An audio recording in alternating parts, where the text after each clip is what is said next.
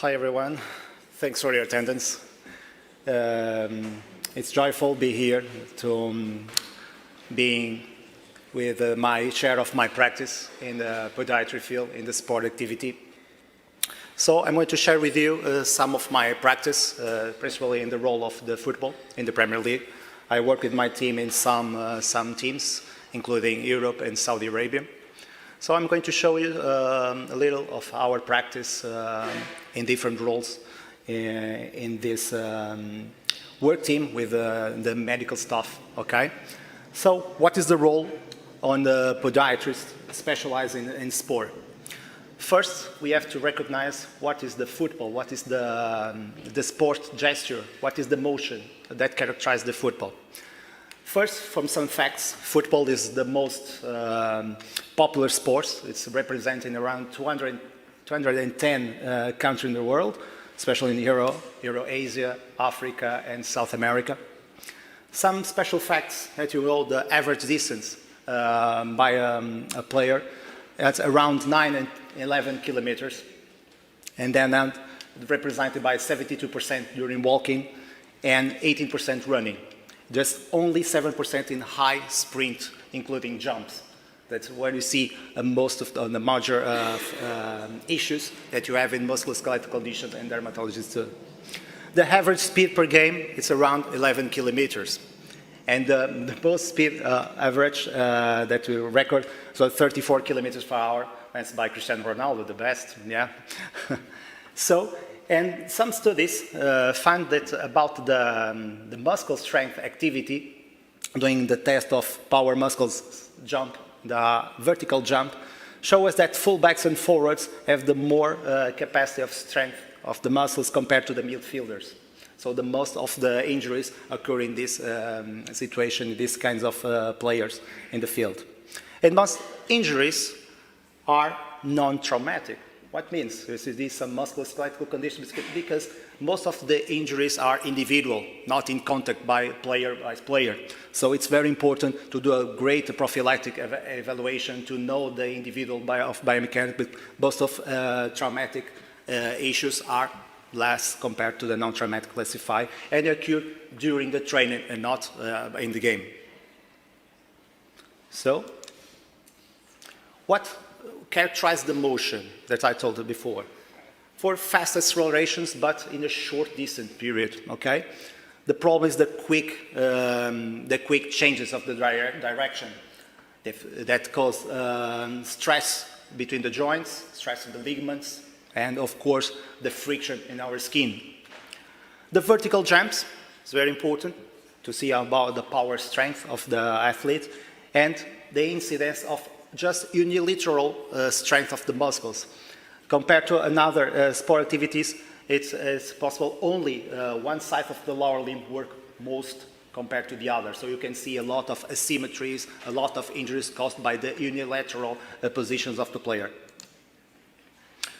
Of course, we need to know what is trying to help to the condition of a player is, of course, the equipments. If you see, the evolution of the football boots caused some injuries, but including can help for improving the facilities, improving the mechanics of the player, and increase that performance. The boot, as we know, started in 1920, okay, with the first condition just to help to provide protection by the weather and create some ground traction. Nowadays, we feel about sensation, about the motion control to improve the proprioception and the lightweight to the player.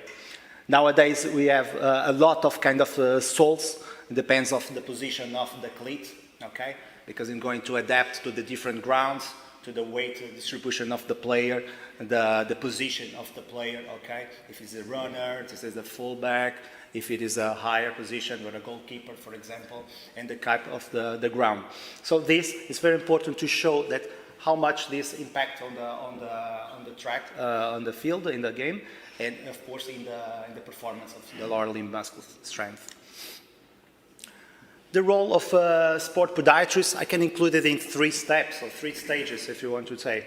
First, we consider the podiatrist as a part of the medical staff, as like a risk analyst. The pre-season is very important, just to characterize and individualize what is the main risk of the proper biomechanics of the player. So the pre-season is the most important part, by the prophylactic way of the analyze, the biomechanics, studying the motion, studying the individual as well with another facilities of the team, including nutritionists, physical therapists, odontologists, etc.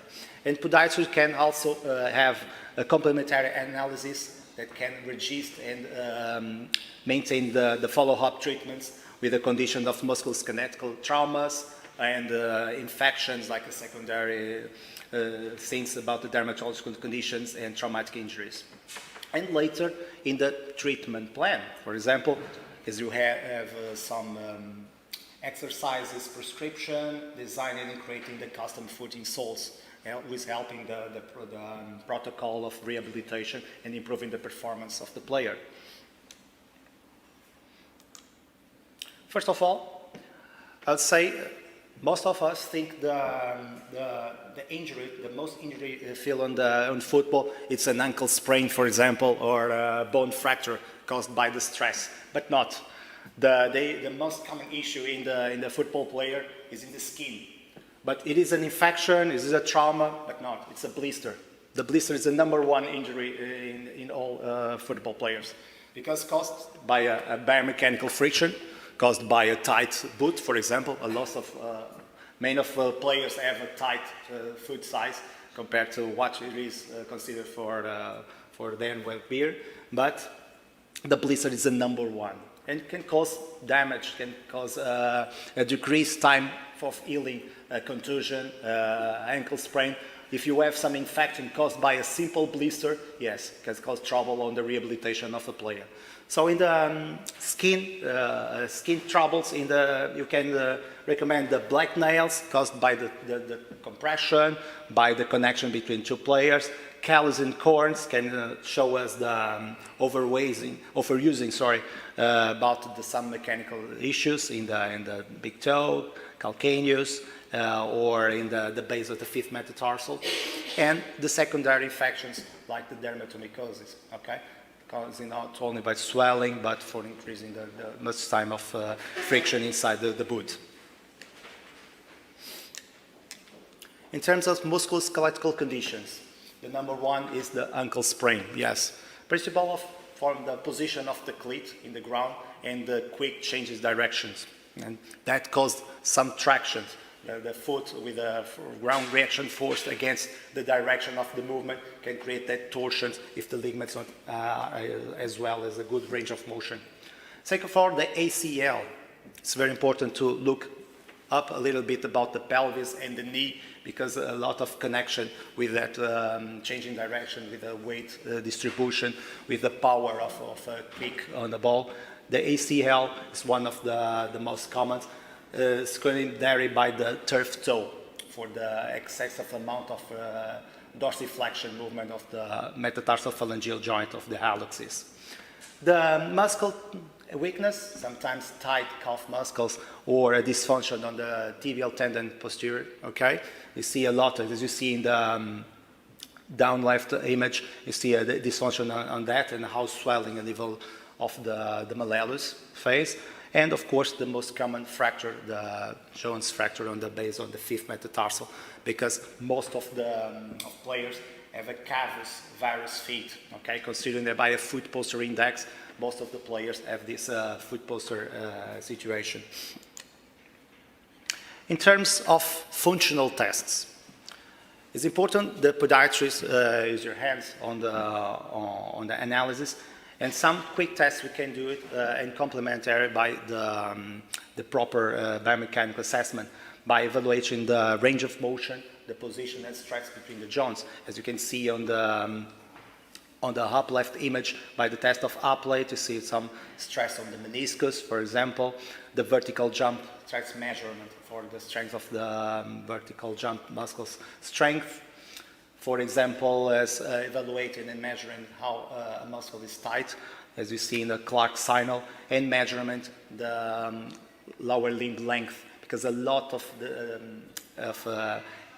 sport injuries especially occur by asymmetry of the lower limb length. And we consider that we have to face it as a problem to fix, because a difference of the lengths change the position of the axis, and the axis joint differentiate a different strength of the muscle. It's like you're running in two different speed between the left and right limb, and that occur in the asymmetries, including on the muscle strength and resistance, for example. Some tests we provide is on the foot, the jack test, okay, orientating the subtalar joint axis, okay, including twist sets to see after repeated injuries in the ankle, and measuring the amount of the range of motion in weight bearing, like the lunge test, for example.